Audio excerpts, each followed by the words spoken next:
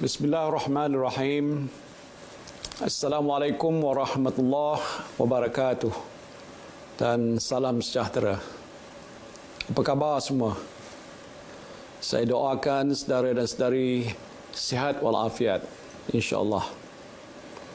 Saudara dan saudari yang saya kasihi sekalian, walaupun kes positif COVID-19 masih mencatatkan peningkatan di beberapa kawasan, situasi ini tidak membantutkan usaha kerajaan untuk memulihkan aktiviti ekonomi dan mengembalikan aktiviti sosial kepada keadaan sebelum berlakunya pandemik ini. Kerajaan sedar bahawa usaha untuk mencegah penyakit COVID-19 daripada terus menular adalah penting bagi memastikan keadaan ekonomi rakyat dan negara dapat dibaik pulih dengan kadar segera. Seperti mana yang saya telah umumkan sebelum ini, kerajaan telah pun menandatangani perjanjian awal dengan fasiliti COVAX dan Pfizer bagi perolehan vaksin COVID-19 untuk mendapatkan jaminan bekalan vaksin sebanyak 30% liputan populasi.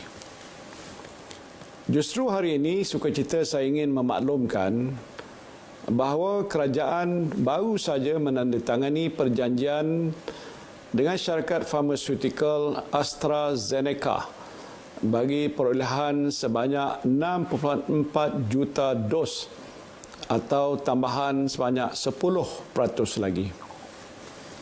Ini bermakna jaminan bekalan vaksin sebanyak 40% yang telah pun diperolehi menerusi perjanjian bersama fasiliti COVAX, syarikat Pfizer dan syarikat AstraZeneca.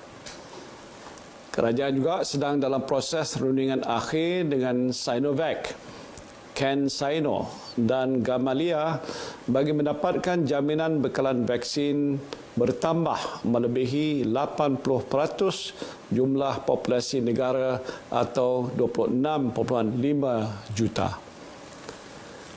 Melalui kesemua rundingan dan perjanjian yang telah dan akan dimeterai buat masa ini, kerajaan akan membelanjakan sejumlah 504.4 juta dolar, iaitu 2.05 bilion ringgit.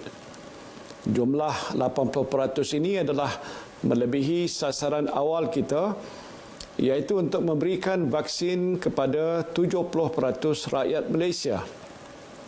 Perjanjian dengan Sinovac, CanSino serta Gamaleya ini juga akan memberikan nilai tambah kepada sektor sains dan teknologi tempatan yang bakal memberikan pulangan kepada rakyat dan pembangunan negara.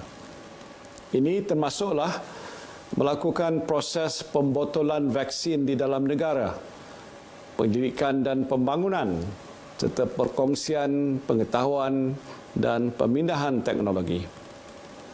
Kerajaan akan terus mengadakan rundingan dengan syarikat-syarikat farmaseutical yang lain bagi memastikan negara kita mempunyai jaminan akses bekalan vaksin percuma yang mencukupi.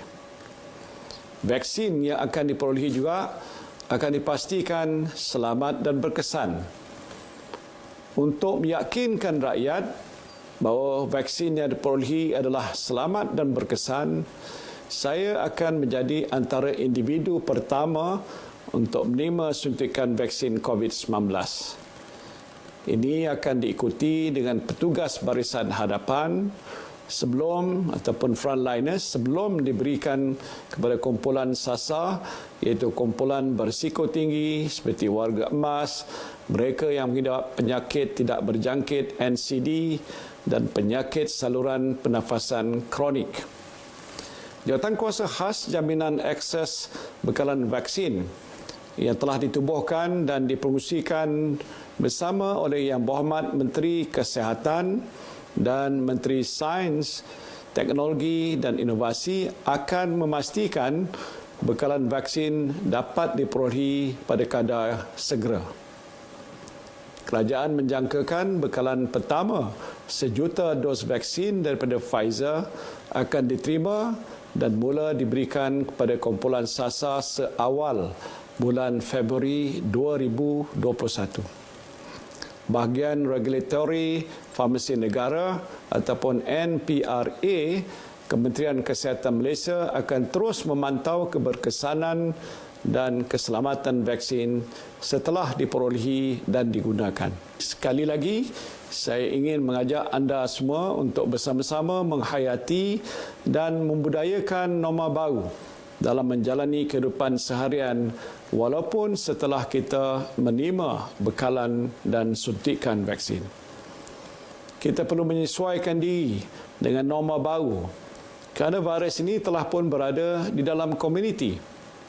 Patuhi SOP yang telah pun ditetapkan dan amalkan kebiasaan mencuci tangan, menggunakan sabun dengan lebih kerap ataupun gunakan hand sanitizer jika tiada punca air berdekatan. Pakailah pelitup muka dengan betul ketika berada di tempat awam dan jaga jarak fizikal dengan orang di sekeliling. InsyaAllah kita mampu menghadapi cabaran ini bersama.